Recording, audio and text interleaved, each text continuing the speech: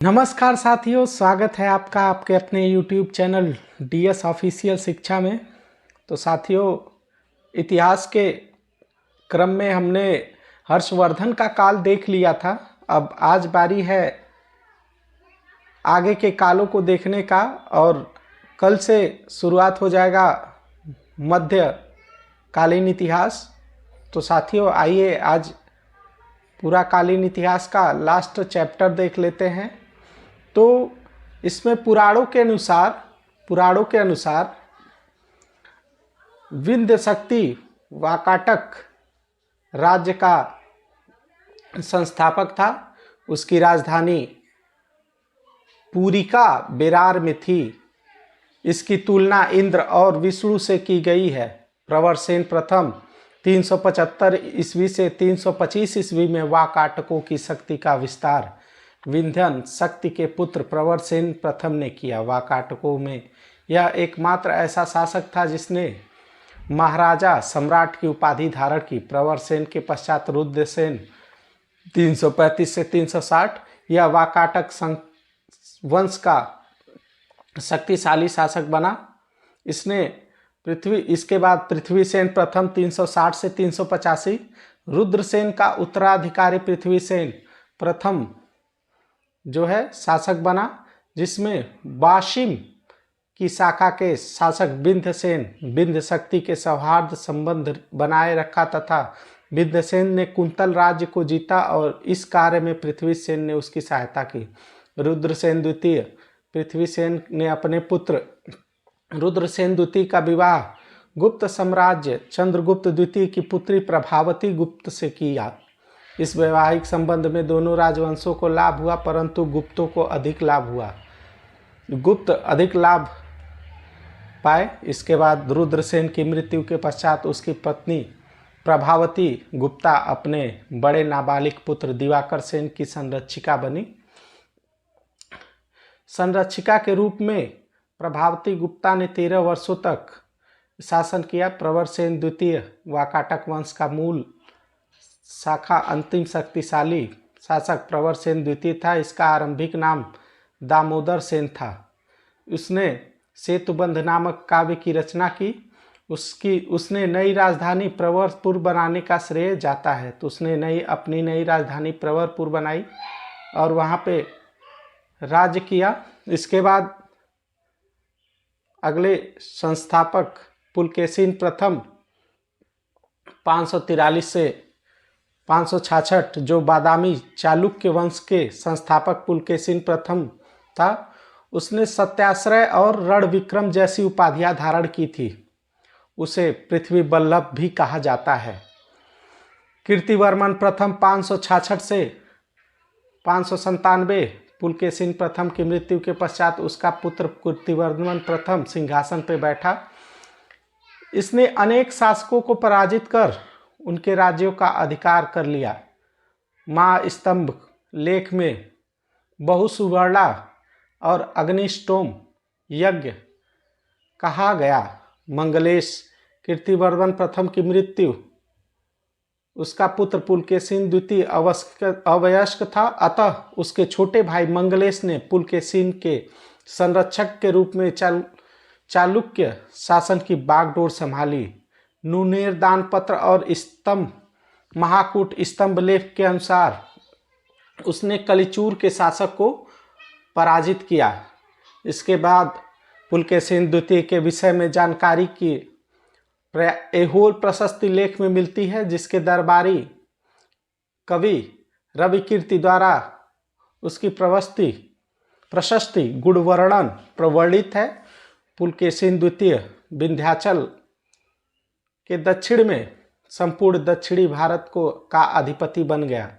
चीनी यात्री वेनसांग 641 ईस्वी में पुलकेशिन द्वितीय की राजसभा में आया था और उसका भ्रमण किया। उसके पश्चात पल्लव राजवंश के सिंह विष्णु पल्लव राजवंश की शुरुआत हुई, जिसमें सिंह विष्णु 575 से 600 ईस्वी पल्लवों का प्रथम प्रमुख शासक सिंह विष्णु था। उसने अवनी सिंह की उपाधि धारण की थी। वह एक वीर पराक्रमी शासक था। उसने चेर चोल पांड मलय मालवा कलन और सिंघल के राजाओं को युद्ध में पराजित कर अपनी शक्ति का विस्तार किया। सिंह विष्णु की राजसभा में संस्कृत महाकवि भारवी निवास करते थे, जिन्होंने कीर्ताजुनियम नामक महाकाव्य की रचना की। कीर्ताजुनियम संस्कृत महाकाव्य है। सिंह विष्णु का उत्तराधिकारी महेंद्र वर्मन बहुमुखी प्रतिभा का धनी था। इसे मत्त विलास प्रहसन और भगवद्जीवकीयम लिखा। इसके पश्चात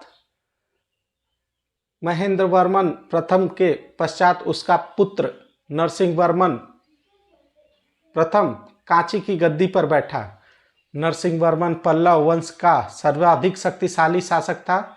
इसने परियल, मणिमंगलम और सुरमार के युद्ध में पुलकेशिन द्वितीय को हराकर वातापी कोंड की उपाधि धारण की। नरसिंह वर्मन प्रथम के शासनकाल में 641 ईस्वी में चीनी यात्री वेनसांग कांची आया था। फिर उसके पश्चात नरसिंह वर्मन द्वितीय 700 से 725 ईस्वी, यह परमेश्वर वर्मन का पुत्र तथा उत्तराधिकारी था। उसका शासनकाल शांतिपूर्ण रहा तथा कला एवं साहित्य के क्षेत्र में उसने महत्वपूर्ण प्रगति की। नरसिंह वर्मन द्वितीय ने कांची का कैलाश मंदिर, राजराजेश्वर मंदिर, ऐरावतेश्वर के विशाल मंदिर तथा मामल्लपुरम के अनेक प्रसिद्ध मंदिरों का निर्माण करवाया था। इसके पश्चात उसने राजा सिंह, आगमप्रिय व शंकर भक्त आदि की उपाधियां भी धारण की। नरसिंह वर्मन द्वारा कांची में घाटिका संस्कृत महाविद्यालय की स्थापना की इसने। और नरसिंह वर्मन द्वितीय ने चीन में वृत्त मंडल भेजा था 720 ईस्वी में। पुलकेशिन द्वितीय ने 610 में के आसपास कृष्णा और गोदावरी का दोआब पल्लवों से छीन लिया, जो वेगी प्रांत के नाम से प्रसिद्ध हुआ। यहाँ पर मुख्य राजवंश की एक शाखा स्थापित की गई, जो वेगी चालुक्य राजवंश कहलाने लगे। इसके पश्चात रथ शैली का मंदिर एकाश्म है। प्रमुख मंदिरों में सप्त धर्मराज रथ पैगोडा कहा जाता है। इसमें 7 रथ मंदिर है, जैसे द्रौपदी रथ, नकुल सहदेव रथ, अर्जुन रथ, भीम रथ, गणेश रथ, पिंडारी रथ, वलयंकुटय रथ, ये सभी शैव मंदिर हैं। वाकाटक, पल्लव और कदंब और पश्चिमी गंग राजाओं ने धर्मराज की उपाधि धारण की। प्राचीन साहित्य में दार्शनिक संप्रदायों की संख्या 6 मानी जाती है, जिसे षड दर्शन कहा जाता है। सांख्य दर्शन के प्रवर्तक महर्षि कपिल को माना जाता है। इस दर्शन का सबसे प्राचीनतम प्रमाणिक ग्रंथ सांख्यिकारिका है। योग दर्शन के अनुसार मोक्ष ध्यान और शारीरिक साधना से मिलता है। ज्ञानेंद्रियों और कामेंद्रियों का निग्रह योग मार्ग का मूलाधार है। न्याय एवं विशेषण पद्धति का विकास तर्क शास्त्र के रूप में हुआ। इसके पश्चात वैशेषिक दर्शन द्रव्य अर्थात भौतिक तत्वों के विवेचन का महत्व देता है। वह सामान्य और विशेष के मध्य अंतर स्पष्ट करता है।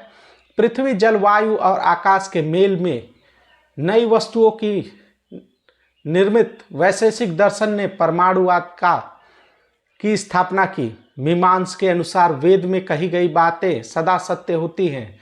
इस दर्शन का मूल्य लक्ष्य स्वर्ग और मोक्ष की प्राप्ति है। मीमांस दर्शन दृढ़ता पूर्वक बताता है कि मोक्ष पाने के लिए यज्ञ करना चाहिए। इस दर्शन के अनुसार ब्रह्मा ही सत्य है। प्रत्येक वस्तु माया अर्थात अवास्तविक है। आत्मा और ब्रह्मा में अभेद है। आत्मा ब्रह्म को कभी मारा नहीं जा सकता। कोई आत्मा को अपने आप पहचान लेता है, उसे ब्रह्म ज्ञान हो जाता है और जो मोक्ष की प्राप्ति हो जाती है। ब्रह्मा और आत्मा दोनों शाश्वत अविनाशी हैं। कर्मवाद भी वेदांत के साथ जुड़ गया, जिसका अर्थ मनुष्य का पूर्व जन्म में किए गए कर्मों को उसे भुगतना ही पड़ता है। सांख्य सूत्र के प्रतिपादक कपिल मुनि, न्याय के गौतम, योग के पतंजलि, वैशेषिक के सूत्र के कणाद, पूर्व मीमांस के जैमिनी और ब्रह्म सूत्र के बदरायण थे। तो साथियों, आज के क्लास में हमने इतने वंशों को देख लिया और हमने शुरू से देख लेते हैं एक बार हमने क्या क्या देखा। तो हमने पहले देखा पाषाण काल, पाषाण काल,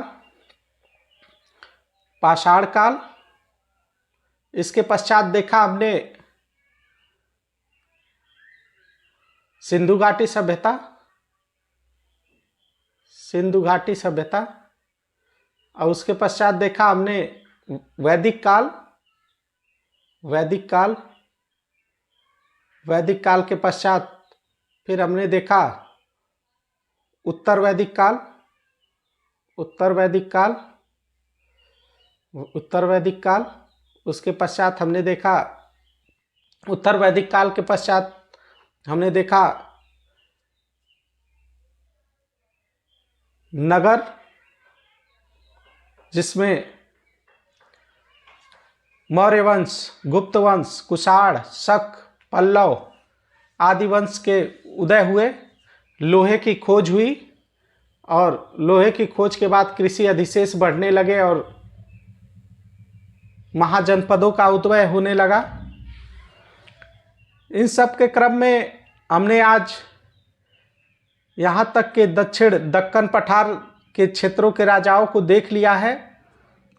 आगे से अगली क्लास में हम लोग देखेंगे मुगल साम्राज्य, मध्यकालीन इतिहास जिसे बोलते हैं,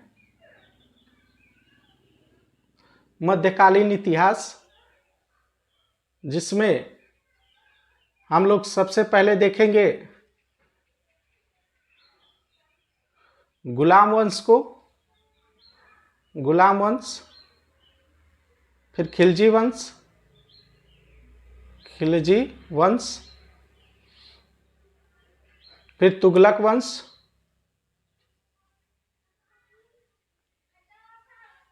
फिर लोदी वंश। इतने शासकों को और उनके राज्यों को देखेंगे। उसके पश्चात हम लोग आधुनिक भारत की तरफ बढ़ेंगे, जिसमें ईस्ट इंडिया कंपनी का भारत में आक्रमण और उनके औपनिवेशिक शासन से भारत किस तरह क्षतिग्रस्त हुआ, इन सब के बारे में जानेंगे। तो साथियों, आज की क्लास में बस इतना ही। आप लोग हमारे साथ जुड़े, अपने साथियों, अपने मित्रों, अपने दोस्तों को जोड़े और हमें सुझाव दें कि हम अपनी क्लास को और बेहतर बनाने के लिए क्या करें। साथियों, आज की क्लास में बस इतना ही। मिलते हैं आप लोगों से फिर अगली क्लास में एक नई ऊर्जा के साथ। तब तक के लिए जय हिंद, जय भारत।